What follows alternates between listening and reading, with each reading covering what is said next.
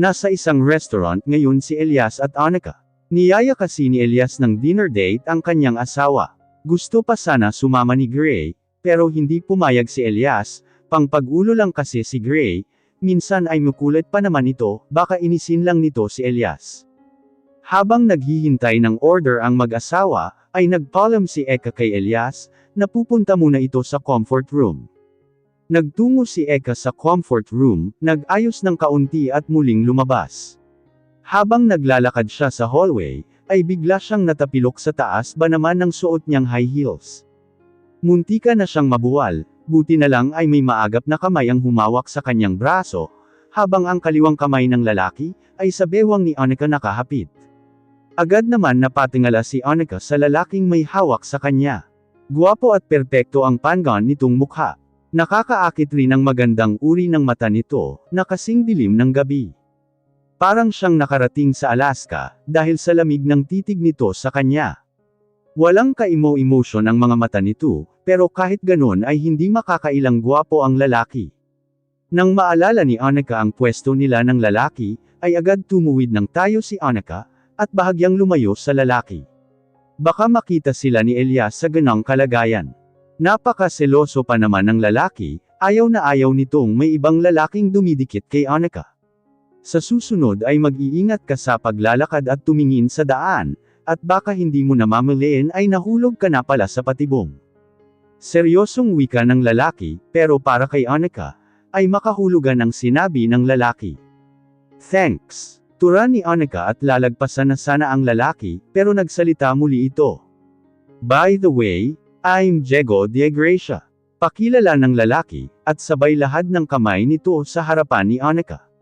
Ilang segundo tinitigan ni Annika ang kamay ng lalaki, nang mapagdesisyonan na tanggapin ito. Hahawakan na sana ni Annika ang kamay ng lalaki, para makipagkamay rito, pero bigla na lang may kamay na naunang humawak sa kamay ni Diego. Napatitig si Annika kay Elias, seryoso ang mukha nito, habang nakikipagtagisan ng titig kay Diego. Kung gusto mo makilala ang asawa ko, sa akin ka muna makipagkilala. I just want to let you know, that I will not allow anyone to touch my wife.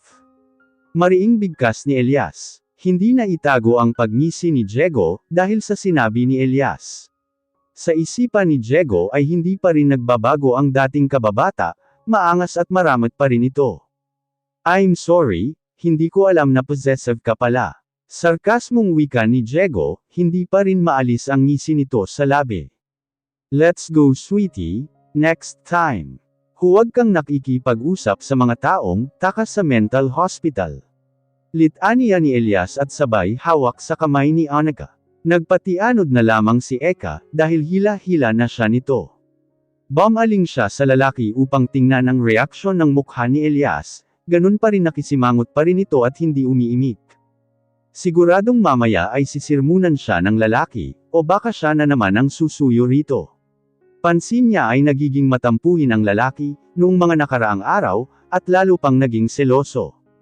Hindi naman galit si Elias kay Annika, ang iniisip niya ngayon ay sa tagal ng panahon, ay bakit bigla na lang lumitaw na parang kabuti ang dating kaibigan. Hinding-hindi niya makakalimutan ang pangyayari, sa pagitan nila ng dating kaibigan. Bumalik sila sa dating table, nakasimangot na naupo si Elias, habang si Eka ay hindi mapigilan mapangiti. Siguradong nagseselos na naman ang asawa niya. Ganito ito kapag nagseselos, hindi pinapansin ang babae. Bakit nakasimangot na naman po iyang mukha mo? Saad ng babae at nangalumbaba, at tinitigan ang mukha ng lalaki. Umismid ang mapulang labi ni Elias, at lalong sumimangot. Paano hindi siya magseselos, kitang-kita niya kung paano hinipit ni Diego ang bewang ng kanyang asawa. Pwede ba huwag kang nakikipag-usap sa ibang lalaki, lalo na sa lalaking iyon, malala pa iyon sa baliw. Wika ni Elias at hinawakan ang kamay ni Annika. Please sweetie, stay away from him, he's crazy, tura ni Elias. Tumikwas ang isang kilay ni Annika, dahil sa tinuran ni Elias. May namuong pagtataka ang babae, bakit ganito na lamang mag-react ang lalaki? Kilala ba nito ang lalaking iyon? Baliw. Paano mo naman nalaman, do you know him? Saad ni Annika. Yes, I mean no. Basta sa susunod na makita mo siya, layuan mo ang lalaking iyon. Possessive ako sweetie, seloso ayaw kung may ibang lalaking humahawak sa'yo. You're mine, just mine understand. Parang naumid ang dila ni Annika, dahil sa mga lumabas na salita sa bibig ni Elias. Hindi tuloy mapigilan ni Annika mapangiti, ang cute kasi magselos ni Elias.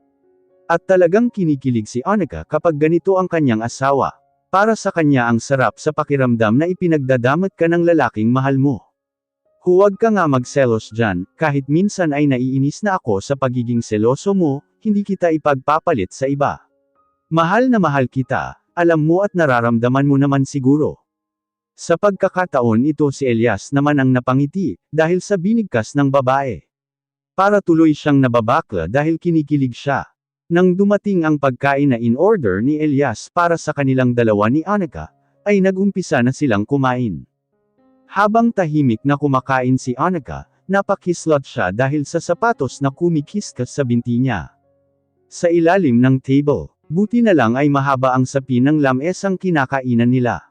Napatingin si Annika sa kaharap nito, busy ang lalaki sa paghiwa ng steak sa plato nito, at tahimik nang inunguya ang pagkain. Elias, bigkas niya sa pangalan ng lalaki. Nagangat naman ng paningin si Elias, at nakangiting tumitig sa mukha ng babae. Yes sweetie, ani nito at sumili sa labi ang naglalarong ngiti nito. Ang paa mo nagiging maligalig.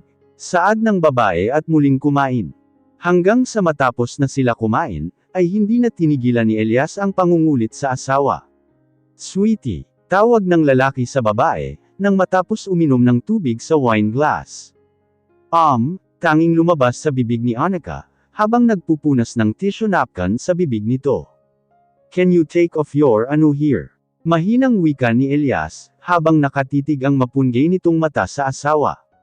Kahit walang kinakain si Annika, pakiramdam niya ay nabulunan siya, dahil sa kanyang narinig. Ano ba nangyayari sa kanyang asawa, at kung ano-ano ang pumapasok na kalokohan sa isip nito? Seriously, dito talaga sweetie, mariing sabi ni Annika, at pinandilatan ng mata ang lalaki. Yes, please do it for me now sweetie. Malamyos na saad ng lalaki, ilang beses muna napalunok si Annika at inikat ang paningin sa loob ng restaurant nang masiguro ni Annika na walang taong nakatingin sa direksyon nila, ay dahan-dahan nag-angat ng pang-upo si Annika. Lagpas tuhod ang suot na dress ni Annika, mabuti na lang ay hindi ito fitted sa katawan niya. Unti-unting binaba ni Annika ang suot nitong kulay pulang-pula. Hiyang-hiya siya sa kanyang pinaggagawa, kung hindi niya lang asawa at mahal itong lalaking kaharap niya, baka lamutakin niya na ang mukha nito. Nang tuluyan niyang maubad ang kanyang ay mabilis niya ito binigay sa lalaki.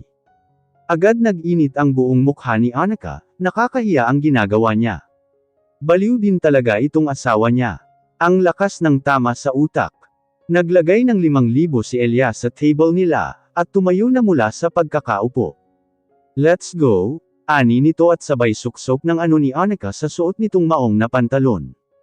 Hiyang-hiya naman tumayo si Annika, mula sa kanyang kinauupuan. Bahagya niyang binaba ang suot niyang kulay asul na dress, satin pa naman ang tela nito, siguradong babakat ang pang-upo niya sa tela. Nang makatayo si Annika, ay agad siyang hinapit ni Elias sa kanyang bewang.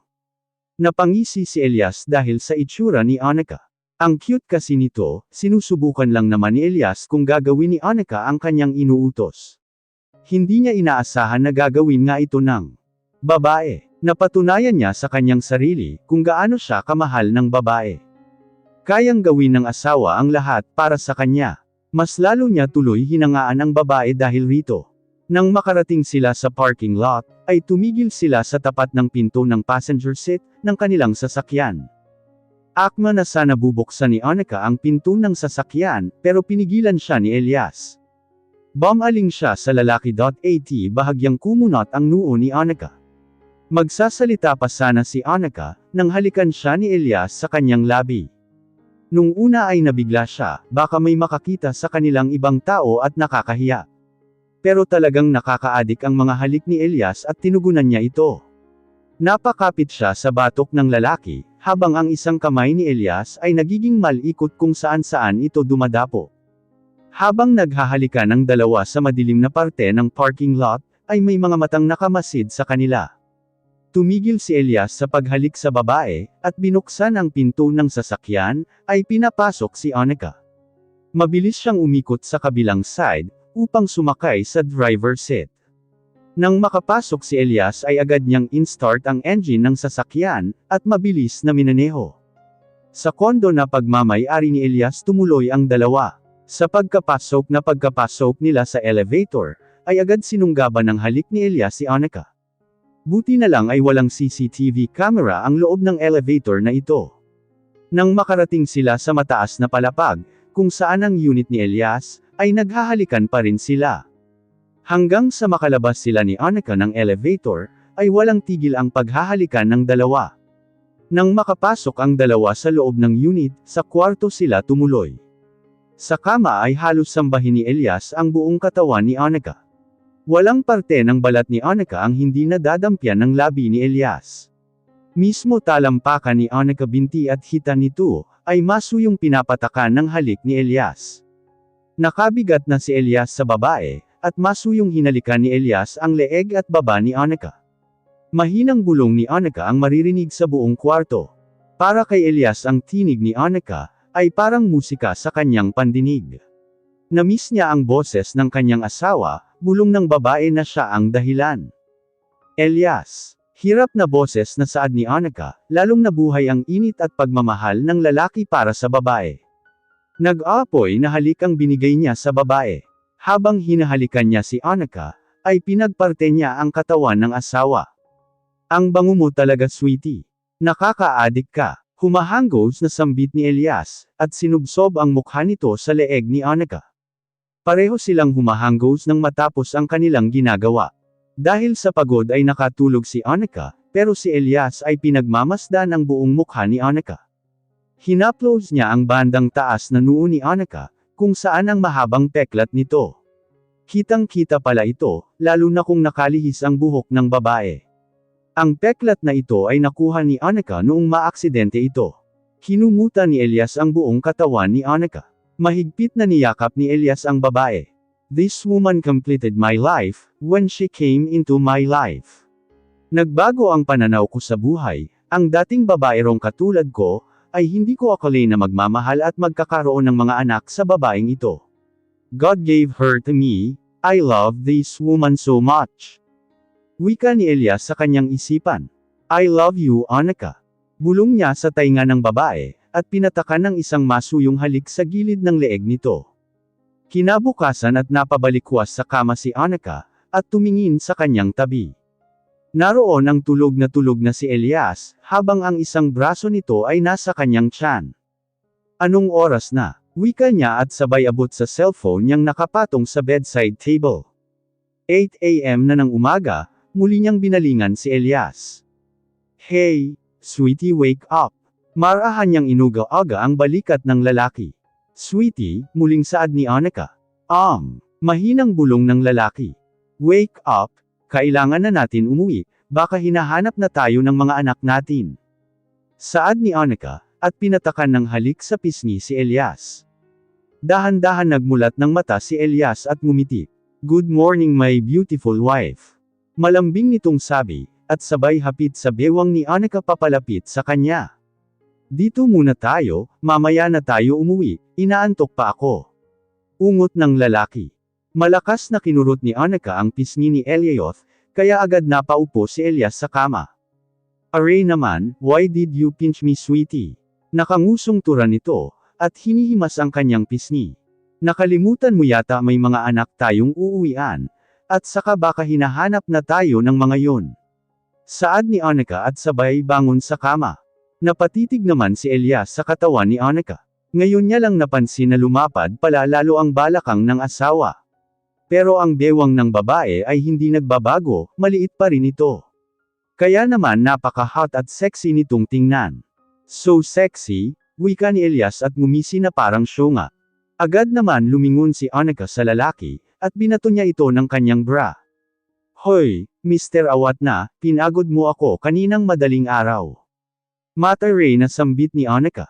Paano ba naman kasi ang sarap ng tulog niya kaninang madaling araw, Ginhising siya ng lalaki at humirit pa sa kanya. Nakatatlong ano pa yata sila. Kasing asawa niya inatake yata ng libog sa katawan, at hindi siya tinantanan, hanggat hindi sila naging lantang gulay.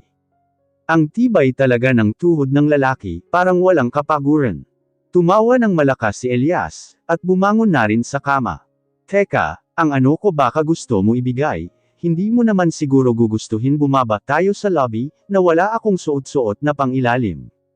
Nakapamewang natura ng babae, hindi maiwasan hindi mapatitig si Elias sa pagitan ng mga ano ni Annika. Elias, tawag ni Annika sa lalaki, at pinanangkitan niya ito ng mata.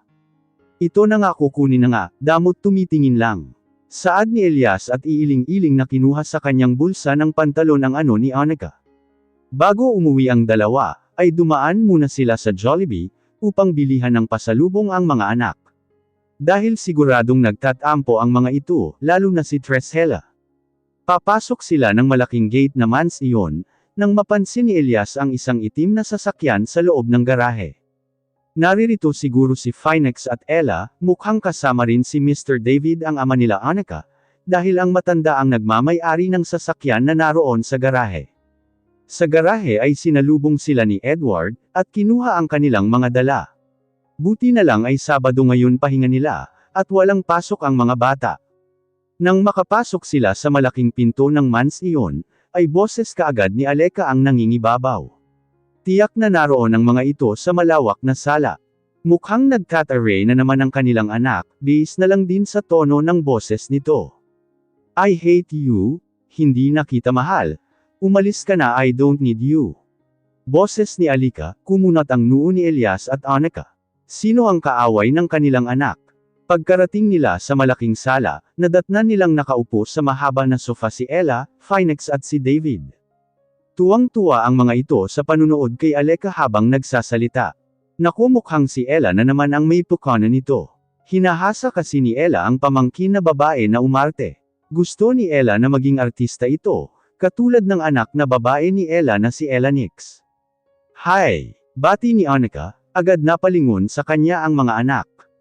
Mama, Daddy, sigaw ng triplets, at patakbong nagtungo sa kanila at yamakap.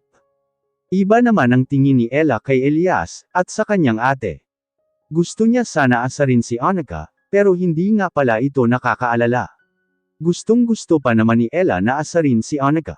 Matapos yakapin ni Annika ang mga anak, ay naglakad ito papalapit kay David, at yamakap at nagbeso sa pisngi ng ama. Kahit hindi makaalala si Annika, nasa ugali pa rin ito ang pagiging sweet sa ama. Hi Papa, kamusta ho kayo? Saad niya sa matanda, medyo nagkakaedad na si Mr. David Diaz, kaya nag-aalala na rin sila sa kalusugan ng kanilang ama. Maayos naman anak, ikaw lalo ka yata gumaganda. Nakangiting wika ng Ginoo. Muling niyakap ni Annika ang ama. Pero si Ella ay nakanguso, hindi kasi siya pinapansin ng kanyang ate. At nahihiya rin siyang asarin ito, lalo na ngayon wala itong maalala. Hey, what's the matter? Saad ni Finex at hinawakan ang kamay ni Ella. Hindi kasi ako pinapansin. Hindi pa natatapos ang sasabihin ni Ella, nang yakapin siya ni Annika. Nabigla naman si Ella, kulang na lang ay ngumawa siya dahil miss niya na si Annika, hindi pa sila nito nakakapag-bonding mag-ate. Simula nang bumalik ito, I miss you ate, naluluhang wika ni Ella, at mas lalo pang hinigpitan ang pagkakayakap kay Annika. I miss you too, huwag kang mauyang asarin ako. Alam kong gawain mo yan noon, kwento sa akin ni Kuya Elias mo. Bigkas ni Annika, ramdam niya kasing nahihiya sa kanya ang nakababatang kapatid. Hindi man niya maalala ang nakaraan, alam niyang close sila ng kanyang bunsong kapatid. Dahil sa sinabi ni Annika, ay napabungisngi si Ella. So, kamusta ate, nakailang round kayo, nakarami ba? Na-try niyo ba yung ano? Nakangising sabi ni Ella. Buong mukha yata ni Annika ay namula, paano ba naman katabi ni Ella ang asawa nitong si Finex? Pati si Finex ay napalingon kay Ella, sa pagiging madaldal nito, wala talagang filter ang bibig ni Ella. Kung ano talaga ang gustong sabihin nito, ay iyon talaga ang lalabas sa bibig nito. Malakas na tumawa si David ang kanilang ama. Hay nako anak, masanay ka na dyan sa kapatid mo, ganyan na talaga siya noon pa.